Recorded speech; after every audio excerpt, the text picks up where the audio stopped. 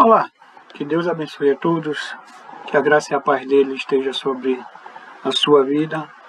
Estamos aqui para estudar sobre o livro de Números. Essa é a segunda parte do módulo do Pentateuco, do Seminário Teológico Evangélico Nazareno, CETEM, e discorreremos a partir de então, a partir do capítulo 13, e pois paramos aí no 12, quando ouvimos sobre o povo ter saudade do Egito, dos pepinos, das cebolas, da carne do Egito.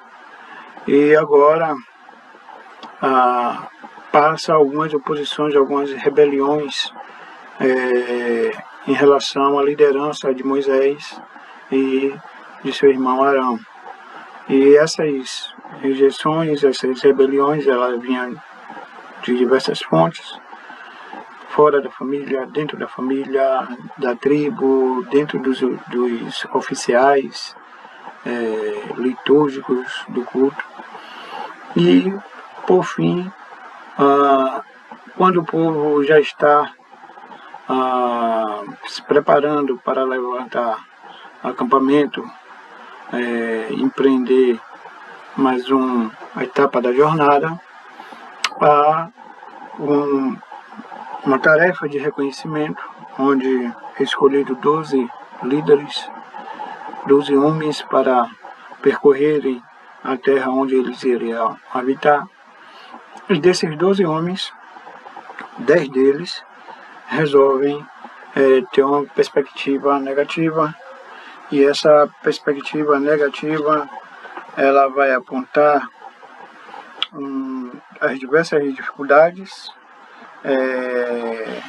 entre cidades grandes, difíceis, chegando a usar termos como a terra que devora os moradores.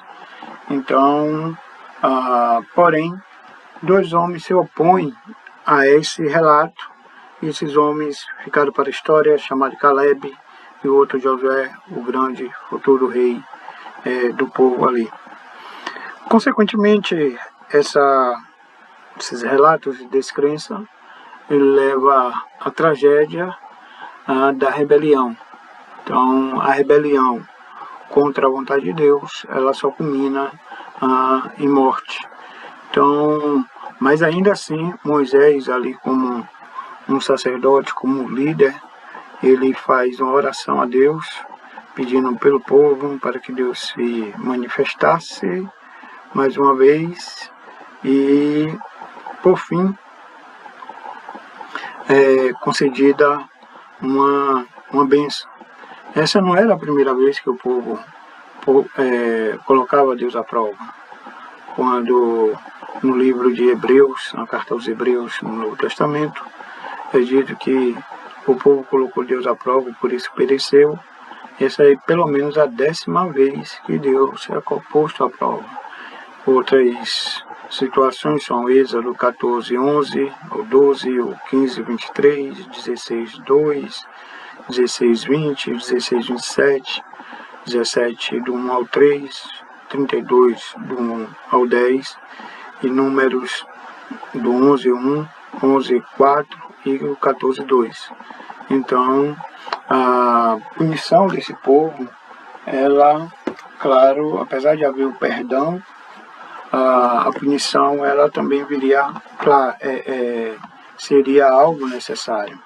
E Deus aí então estabelece o seu juízo e, consequentemente, a sentença, o juízo de morte para alguns daqueles que ali se rebelaram. Então, esse livro ele tem alguns ensinamentos, dentre ele que as pessoas presumem, fazem a presunção, né, em se levar diante da ordem já estabelecida, e então quer arrogar um lugar que Deus não lhe concedeu. Então, quando o livro de Hebreus, no capítulo 3 ao capítulo 4, ele vai deixar que esse povo poderia até ter aplicado o sangue da redenção e deixar o Egito. mas ele precisaria também viver dessa vitória, né? Nessa vitória, a consequência disso teria que ser portado de acordo. Então, é algo que o livro de Números ele vai nos deixar claro. Ainda no capítulo 15, Moisés aí já começa, assim como que superado a questão, Moisés já começa a fazer algumas ordenanças a respeito das ofertas na terra, né? Então, como a questão da fidelidade e a lealdade de Deus. E era essa representação evidente, né? E o povo, por ser leal a Deus, Deus retribuiria isso com bênçãos. Então, ainda fala algumas outras coisas sobre as borlas azuis das vestes, né? Para lembrar que o povo de Israel seria um povo santo, separado, que devia guardar os mandamentos. Então, ainda hoje, alguns grupos de judeus, eles ainda guardam esse costume. Aqui é algo que muitos teólogos críticos, também conhecidos como teólogos liberais, eles defendem que houve uma interpolação, houve uma edição nesse texto. Porém, o que ocorre muito do que se faz é mera especulação e com o único intuito de colocar a Bíblia em dúvida, a Bíblia como sendo palavra de Deus. Quanto a isso, C.S. Lewis, falando agora no século XX, em relação aos seus críticos, que alguns arrogavam a dizer algumas coisas que pareciam que entendia ou sabia mais que o próprio Lewis. Então, ele diz no seu livro Reflexões Cristãs, publicado pela editora Thomas Nelson, e na página 228, ele diz que a superioridade no julgamento e na diligência que vocês atribuirão aos críticos bíblicos terá de ser quase sobre-humana, se tiver de compensar o fato de que eles são confrontados por todos os lados com costumes, linguagens, características de raças, características de classes, um pano de fundo religioso, hábitos de composição e pressupostos básicos, que nenhuma escolaridade jamais capacitará a qualquer homem vivo conhecer, tão seguramente e intimamente e instintivamente como um resenhista pode conhecer minha obra. Então, com relação ao que muitas ilações que esses críticos bíblicos, ele vai citar em outros trechos dessa sua obra, como Poutinho, Rudolf Bultmann, Albert Schweitzer e entre outros, ele vai citar que as ilações, as críticas, os argumentos que é utilizado deve ser atribuído a esses homens, né, de conhecer mais do que aquele povo de Israel conhecia, coisas que estão além do texto. Então, apesar desse texto ele ter uma divergência de estilo literário, ele não demonstra, em hipótese alguma, que foi um texto falseado. Então, assim, quando se tem um desenvolvimento da literatura e do estudo, demonstra-se que o texto que ora é nos proposto, o texto que nós vemos, o texto que nós lemos, ele tem o seu sentido básico, que ali é expresso e evidente. Então, procurar algo além disso é correr o risco de procurar dizer algo que os autores não queriam dizer, não queriam salientar em hipótese alguma. Então, mas, em continuidade, temos que essa peregrinação fora da terra prometida, ainda o povo está ali peregrino na terra, e essa rejeição do sacerdote de Deus como alguém que ele vai ser a pessoa para a qual Deus escolhe para guiar o povo. Temos aí o capítulo 16, e isso é representado, e Deus utiliza esse evento, que é a rebelião de Corá, para demonstrar que realmente de quem era que estaria ali à frente, quem foi que Deus tinha realmente escolhido para ser o sacerdote diante de todos.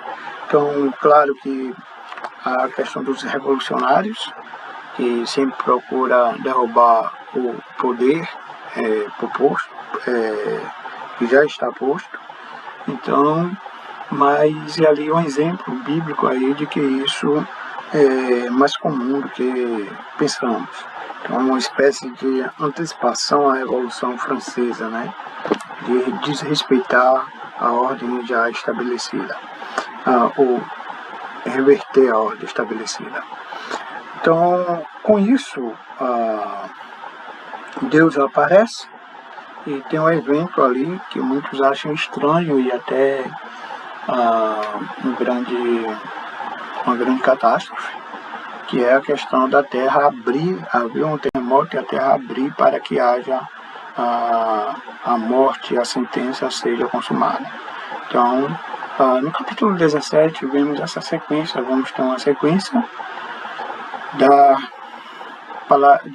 sacerdote, da confirmação do sacerdócio araônico, com alguns sinais que Deus tinha escolhido a Arão como uma linhagem irrevogável de levitas, né? E, porém, como diz Merrill Luger, ele diz que essa rebelião de Corá assim contribuiu com 2 objetivos para o tabernáculo: as placas de incensário, que foi advinda ali dos espólios daqueles que foram mortos, e a vara florida de Arão, como uma representação da presença de Deus ali. Então, ainda a questão dos sacerdotes demonstra que eles deveriam levar ali a iniquidade do povo. Então, e por isso, no capítulo 18 e o 19, é colocada diversas ordenanças que elas devem ser observadas de uma forma estrita. Então, o que percebemos nesses capítulos é que quão maior seja o cargo, quão maior seja a ocupação, será maior ainda também a responsabilidade para arcar com as obrigações desses determinados cargos. Então, tem a questão de uma novilha vermelha, que ela é ordenada, então, que alguns autores eles apontam isso como essa novilha vermelha como uma ilustração do sacrifício de Cristo, com base da purificação do fiel, certo? E essa questão, essa novilha não deveria ser levada a julgo, e aí é a representatividade também de Cristo lá, que jamais esteve sobre o jugo do pecado. Porém, quando começa o capítulo 20, o que percebemos é que, apesar de diversos anos caminhando com o Senhor, diversos anos tendo um relacionamento íntimo para com Deus, Moisés, ele também ali comete pecados. E aí no capítulo 20 temos a morte de Arão, finalizando esse capítulo, mas só que ele inicia justamente com a morte de Miriam. Então, apesar de Deus nunca ter abandonado o teu povo, vemos aí que duas consequências desse pecado de Moisés, que foi uma presunção da parte dele, quando ele fere a rocha, e essa presunção ela vem acompanhada com uma exaltação. Então Moisés se acha, né? Ali presume-se que é o cara, e isso lhe custa caro, e em resposta ao povo, e mostrando que por maior que seja, por maior competência, maior preparo que a pessoa tenha, ela é passível de cair. Então esse exemplo de Moisés aí, apesar de ser doloroso o entendimento, a aceitação dele, ele também é assim um grande exemplo da vigilância permanente em todo o tempo. Então daí começa-se a jornada a Moabe, a partir do verso 14, e dentro dessas jornadas já começa a ter alguns vislumbres sobre a terra, a primeira com a vitória sobre alguns cananeus, como Arad no Negueb, logo inicia o capítulo 21, e algumas outras regiões ali de Cádiz. Porém, o que acontece é que o povo mais uma vez passa a murmurar, e essa murmuração ela vai trazer então alguns outros problemas, e entre outros problemas vai ser justamente o surgimento de serpentes ardentes. Então isso é uma referência lá ao Isaías também, quando ele fala dos serafins, o Será, né? Será, ele vai trabalhar com esses termos dessas serpentes ardentes, serpentes que queimavam. Então, só que Deus ali, diferente das outras que Moisés orava e o povo vinha e era liberto, acessava, aparecia determinados elementos, dessa outra vez, não. Deus manda fazer uma serpente, e essa serpente ela é colocada no alto para que todas as pessoas que vissem ela, avistassem, ela assim fosse curado, fosse sarado. E o Evangelho de João vai utilizar isso daí como sendo uma prefiguração de Cristo, quando Cristo se faz pecado por nós. E ele literalmente cita essa passagem ao afirmar que ele, assim como a serpente foi levantada no deserto, convém que o Filho do Homem também seja levantado. Então, aqui, essa peregrinação ela vai nos apresentar uma questão de júbilo aí, e algumas sequências, e a sequência da redenção do ser humano, da salvação, né, da espiritualidade, ela vai estar nos apontando, primeiro, que é a redenção, a habitação do Espírito Santo e a alegria. Ainda alguns outras bênçãos advindas desses aspectos, desses fatores. Porém, ao chegar à fronteira de Moabe, onde o povo pede passagem ao caminho ali, o seu rei Balaque resolve não permitir essa passagem, e além de não permitir essa passagem, ele contrata um maldizente profissional, um amaldiçoador, que é mais conhecido que é o próprio Balaque. Esse tinha por nome Balaão, e ele procura, mesmo sabendo que era impossível, provavelmente era um especialista da área, e então ele, mesmo sabendo que era impossível amaldiçoar o povo, ele tenta por várias vezes fazer essa maldição. Mas aí quando ele tenta amaldiçoar, ele só consegue abençoar. Então, muitas das vezes, a maldição, ele vai ter quando ela é de fonte externa, ela muitas das vezes não consegue o seu propósito. E o que vai acontecer é que os problemas, as ameaças internas, e esse exemplo aí de Balaão ele é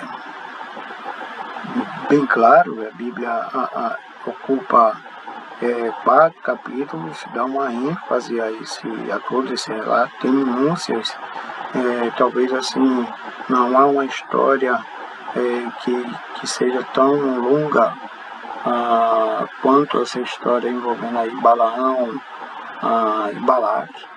Isso demonstra a importância da questão da vigilância interna e da vigilância quanto às nossas paixões e tendências pecaminosas. Então, quando o Balaão ele ainda tenta explicar, ele como mercenário, e isso foi tão importante que vários textos no Novo Testamento fazem referência, como 2ª Epístola de Pedro 2,15, Judas, verso 11, Apocalipse 2,14 e Tiago 4,4. Então podemos ver esse uso que o Novo Testamento faz desse evento aí, a qual dado uma grande importância.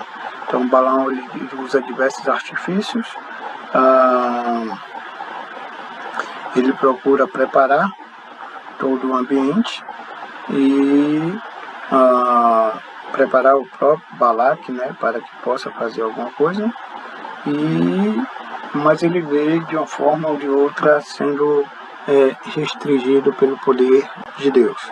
Então, algumas coisas que Abraão ainda tenta é uma terceira parábola, que ele vai tentar falando dos agouros e do Espírito de Deus, e ele faz a relação, a bênção sobre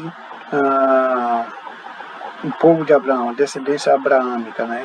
Então, relacionada a Gênesis, verso 3 do capítulo 12, quando diz lá que Deus disse a Abraão que aquele que te abençoasse, abençoarei os que te abençoarei e amaldiçoarei os que te amaldiçoarem.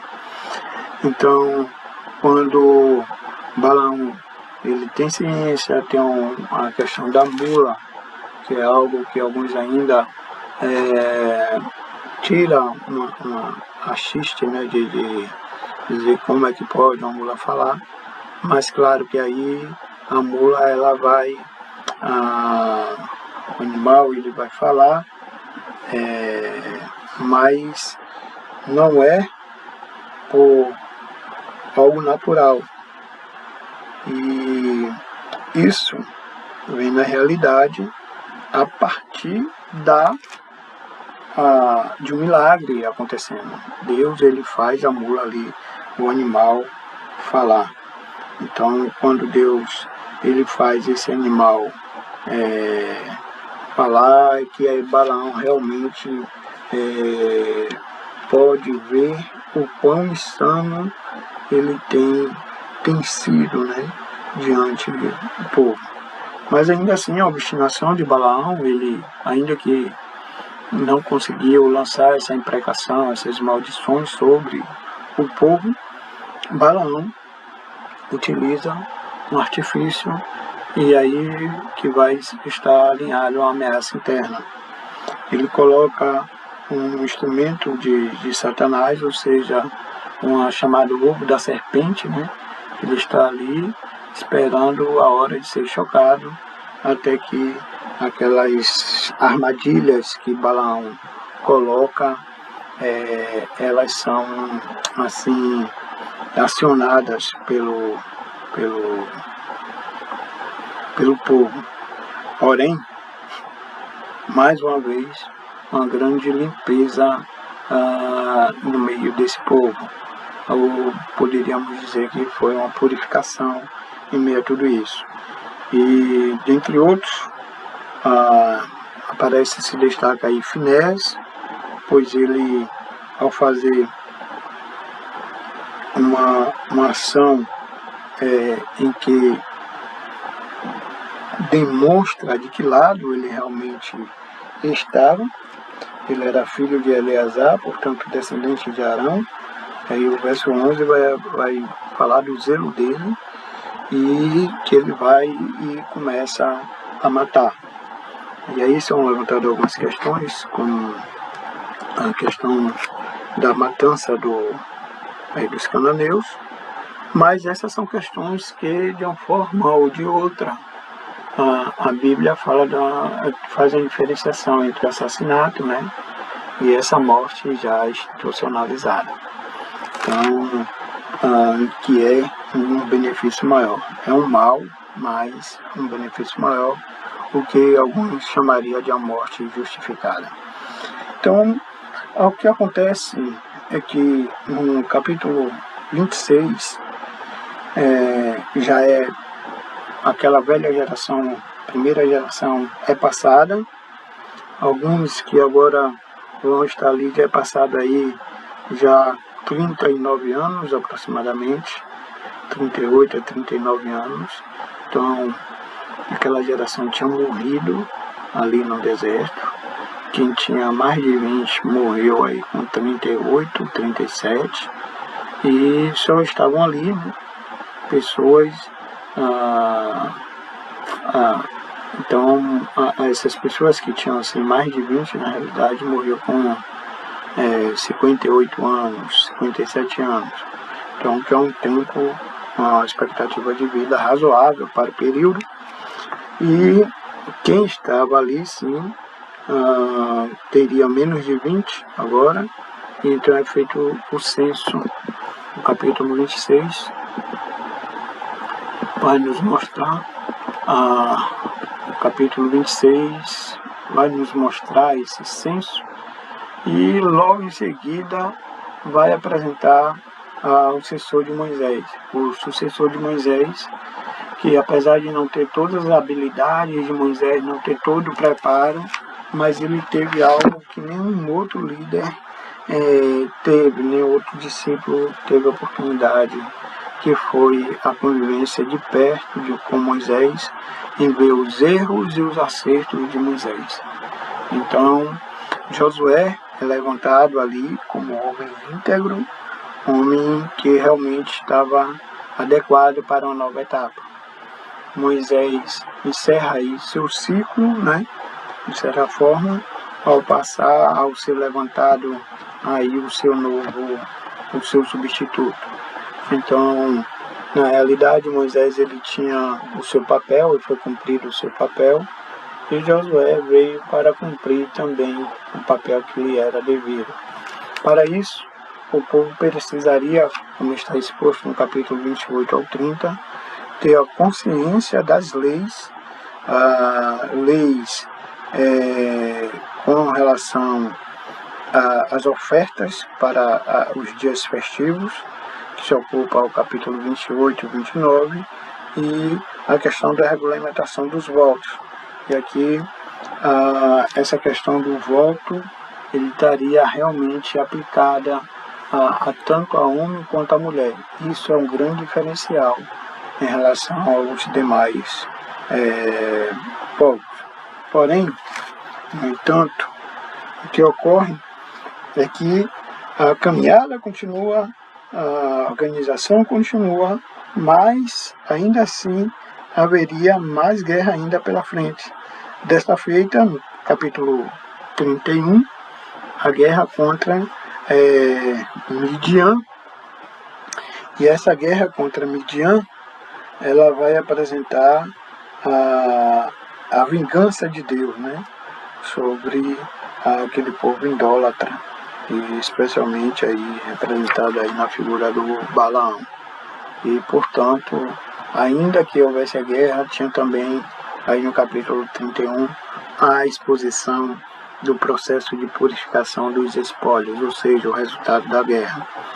E com relação ao capítulo 32, ele vai tratar de um aspecto importantíssimo, que é a sequência das tribos na terra, e essa sequência ela não vai se dar antes que a tribo de Gade, de Ruben e Manassés, ela tem um pedido para ficar com a porção, devido a Ruben ter uma grande quantidade de gados. Ele pede para ter a sua porção da além do Jordão, né? então, que é uma expressão que é utilizada. E para isso, eles têm que se comprometer, Moisés faz eles se comprometer que eles iam lutar com os irmãos. Então, aqui tem dois princípios, né? O princípio da propriedade privada, que é o direito, segundo Richard Weaver, ele no livro As Ideias Têm Consequências, ele fala da transcendência, o último direito transcendental que o homem tem, que é o da propriedade privada, é algo que é otorgado por Deus. E também a questão da comunidade, é um outro aspecto, além do direito à propriedade privada, você tem um outro aspecto que é salientado nessa aliança aqui, né, um acordo que Moisés faz com essas 3 tribos, que é de, ainda que ele tenha o dele, ele não pode se eximir de estar junto com seus irmãos, para que seus irmãos também tenham a sua parte que lhe é devida. Então, por fim, Moisés, no capítulo 33, vai fazer um sumário da jornada, e aí seria o capítulo para lermos com o mapa, para apontarmos aí os lugares dessa jornada toda, né, todos esses estágios. Moisés vai dividir alguns em pelo menos 4 estágios. Então, quando ele vai, o primeiro estágio que foi a saída do Egito ao Sinai, e o segundo do Sinai até Cádiz. Mas aí o terceiro, ao 4º estágio, ele vai de Ritmo a Cádiz, os 38 anos de peregrinação que esse povo passa aí. Então, pelo menos 21 lugares são mencionados, ou seja, o povo não passou mais que 2 anos em média, né, em cada um desses territórios, dessas localizações, o que dá para colaborar com a argumentação de que não houve uma escassez de recursos ali. A questão, o argumento que tamanha quantidade de pessoas ele tivesse sim com escassez, esse tamanho imenso de pessoa ele daria uma noção equivocada de dizer que tal quantidade de gente em um local ela consumiria todos os recursos naturais. Então, isso é uma falta de entendimento. Que o êxodo, a jornada do Egito a Canaã, ela é uma jornada milagrosa, então, mas ainda que não a parte da realidade. Então, quando se fala que, como é que no deserto daria espaço para tanta gente? Então, temos aí uma evidência de que eles não ficaram num local só. Então, quem está no deserto, ele tem os seus meios de sobrevivência, e certamente aquele pessoal, quando sai do Egito, ele sai com alguns animais e outros víveres, entre outras coisas. Então, assim, acima de tudo, foi uma jornada milagrosa, foi uma jornada com Deus, certo? Então, daí, dessas jornadas, ou desses relatos, desse sumário que Moisés faz, por último, ele vai falar sobre as orientações para a partilha da terra, então, como deveria ser, e por que os cananeus deveriam ser exterminados. Infelizmente, muitos ainda colocam, como um Deus bom poderia mandar matar pessoas, e alguns tentam defender, dizendo, Deus não mandou matar, foi isso, foi aquilo, mas isso aí e além do texto, pois o texto vai nos dizer que Deus realmente mandou matar. Então é assim, ninguém em sã consciência manda ou arranca o seio, mas diante de um câncer de mama, é a medida necessária. Então, no livro de Gênesis, vemos que 15:16, vemos que Deus avisa que a iniquidade daquele povo ainda não tinha chegado ao limite. Então chegou um limite insuperável, e quando se fala de iniquidade, está se falando de sacrifício infantil, a prostituição cultural, onde essa questão da prostituição e dos cultos era sexo com animais e sexo até com as mulheres ficavam se prostituindo na forma nos seus templos, nos altares, colocavam ali para que pudesse assim fazer esse culto.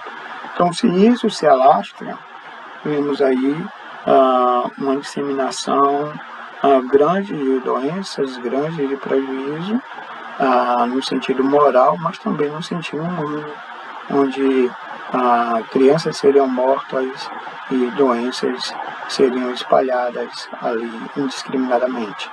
Então, o sacrifício de poucos, né, desses cananeus, quando se fala desse extermínio, apesar de cada vida é importante, mas também esse sacrifício ele propôs que muitas outras vidas fossem, se não salvas, mas que ela fosse dada a condição para desfrutar. Então, a cidade, por último, Moisés ainda apresenta a regulamentação das cidades dos levitas, que ele vai colocar pelo menos 4 cidades em cada uma das tribos, certo? E esses territórios dos levitas, porque eles não tinham assim um território, o direito à herança tribal, é também composta por cidades refúgio. São 6 cidades para onde iriam os que cometessem crimes culposos, tivesse culpas de crime, mas não crime doloso. Então, ou seja, a pessoa estava envolvida, por exemplo, em legítima defesa, foi agredido, ou como está descrito lá no Êxodo 22, verso 2, que se um ladrão entrar na casa e porventura tu reagir, ele vinha a morrer. Então, nesse caso daí, o crime seria um homicídio culposo, certo? A pessoa tinha culpa, sim, a culpa não é exterminada, mas ela não tinha maldade, não premeditou, não matou por matar. Então, essa pessoa, ela teria uma oportunidade de não ser vingada pelo seu parente de sangue, né? Que era algo que alguns vão dizer que é algo semelhante à lei do talião, do Código de Hammurabi, olho por olho, dente por dente. Mas, ainda, por fim, tem a questão encerrado o livro com o pedido aí da tribo de Manassés para que eles tenham um pedaço de terra antes, mas o compromisso, esse prenúncio da conquista, ele é claro e evidente no livro. Aqui eu gostaria agora de fazer algumas exposições, como por exemplo a integração do livro de Número, Levítico e Êxodo. Vimos aí o povo no Sinai, né?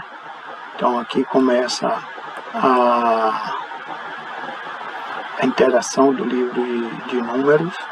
Levítico vai ser escrito aqui nesse período aí, do segundo ano, entre o primeiro e o segundo ano.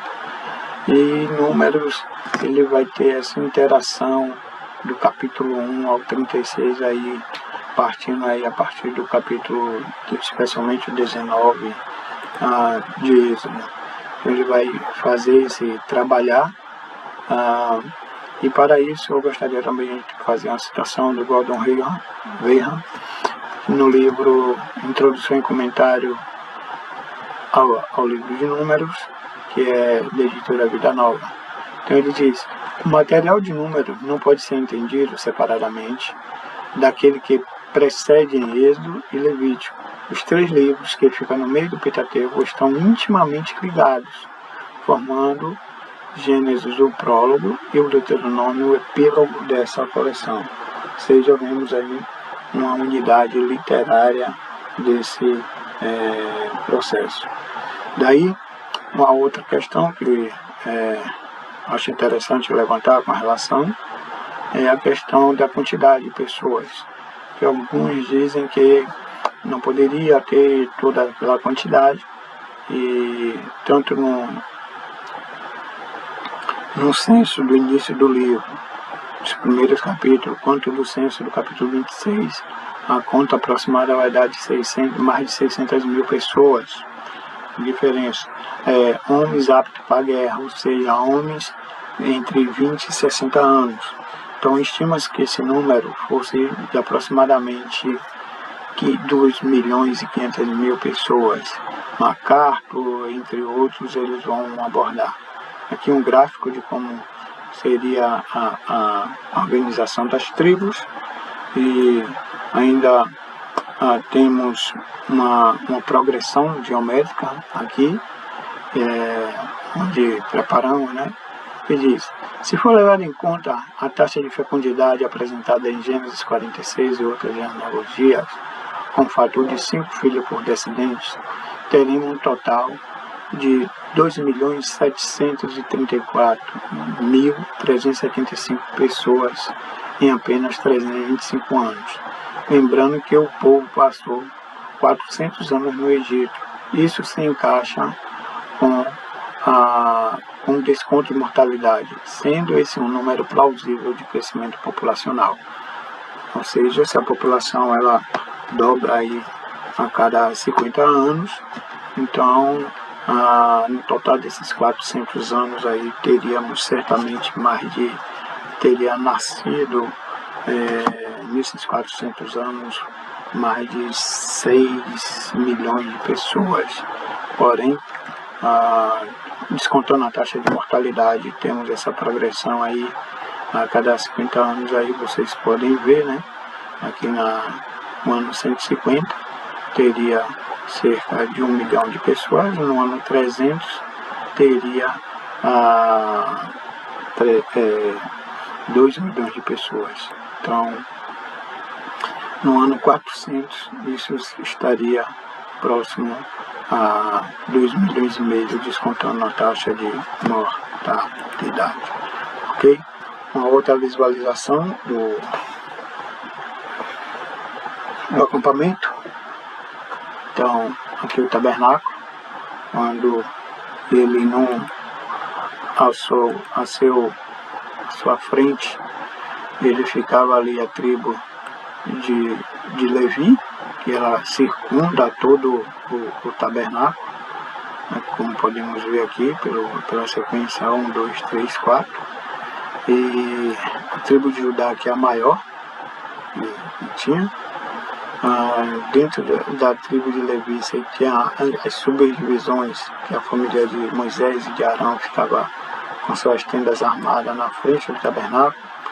A de Coates, os coatitas, ficava ao sul do tabernáculo. Então, enquanto os Gersonitas ficavam ao oeste do tabernáculo, e os Meraritas, que eram os 3 filhos de Levi, eles ficavam a norte do tabernáculo. Então, essa é uma representação da organização do tabernáculo, e eles acampavam ordeiramente, cada tribo na sua região delimitada, e era um acampamento organizado onde as pessoas, até para fazer suas necessidades fisiológicas, elas precisavam sair desse acampamento. Então, por exemplo, a questão de mortos, detritos, resto de comida, ela jamais poderia ser colocada aqui. E isso explica a grande longevidade e o grande crescimento populacional aí do povo de Israel durante a peregrinação. Então aqui na ordem de levante, de acampamento, você tem a tribo de Judá, Isacar e Zebulon à frente, isso só a arca aqui à frente de todos do acampamento. Depois vem uma coluna com os levitas, os filhos de Levi, com a estrutura do tabernáculo, então Merari, com as ferramentas, as tábuas, os pregos e as cortinas do tabernáculo. Depois temos uma outra coluna de tribos com Rúben, Simeão e Gade. E aí, segundo alguns estudiosos, eles eram representados como um homem, assim como Judá pelo leão. Então tinha o seu estandarte, né, que se levantava e era uma grande bandeira, onde aqueles que, ao ver aquele estandarte, faziam a sua organização já para fazer o levante. Então, outros descendentes de Levi, no caso os coatitas, eles pegavam mobília, ou seja, os objetos como o candelabro, as mesas, os altares, as pás. Então eram eles os responsáveis por levar essas partes do tabernáculo. Por fim, temos duas colunas, uma com Efraim, Manassés e Benjamim, e a última com Dan, Assé e Naftali. Então essa organização disposta lá no livro de Números, capítulo 10, verso 11 ao 28. Então, essa ordem de acampamento, ela representa a ordem em que Deus coloca o seu povo para andar, que cada um tem a sua função e deve segui-la. Ainda temos aqui uma ordem, ele só andava, só era ordenado a andança depois que a nuvem, no caso do dia, ela se movimentasse. Então, se essa nuvem ela se movimenta, então o povo é ordenado que ande e caminhe, mas caminhava de acordo com a nuvem. Não era questão, o estrategista, o grande general aí, não era Moisés, mas sim era Deus em que fazia essa nuvem ou a coluna de fogo, no caso da noite, ser o grande defensor, o grande orientador do povo nesse momento. Então, por último, temos aí a bênção araônica, que é a bênção sacerdotal, conhecida também como a bênção sacerdotal. E essa bênção sacerdotal, ela vai nos apresentar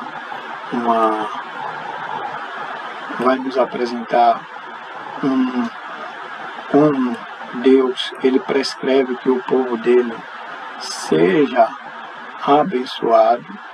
Não é algo em que ele parte do próprio Arão, mas a vontade de Deus que ele realmente seja dessa forma. Deus avisa para Moisés que assim seria a bênção. Então, a partir do verso 24, Deus falou para Moisés que cumprisse todos os estatutos, temesse a Deus, perpétuo bem para guardar em vida, como no dia de hoje. Então, quando Deus ele aponta para Moisés chegar para Arão e dizer como seria essa bênção, ele usa não somente a ordenança em si, mas tem uma questão estilística, há uma métrica também aí, quando ele diz Abercar, Adonai, Ve'emercar, ou seja, o Senhor te abençoe e te guarde.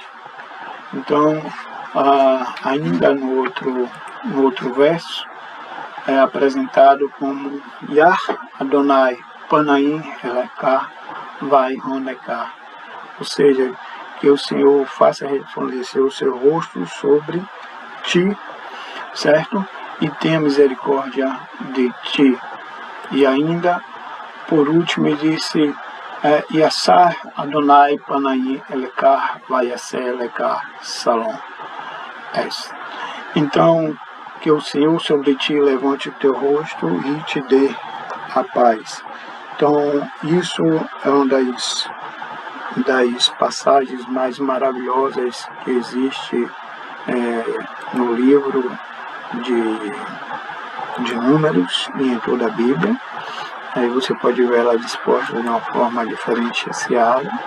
E você tem uma sequência estilística onde o autor ele vai crescendo até mesmo a quantidade de palavras que vai ser colocada em cada uma dessas bênçãos.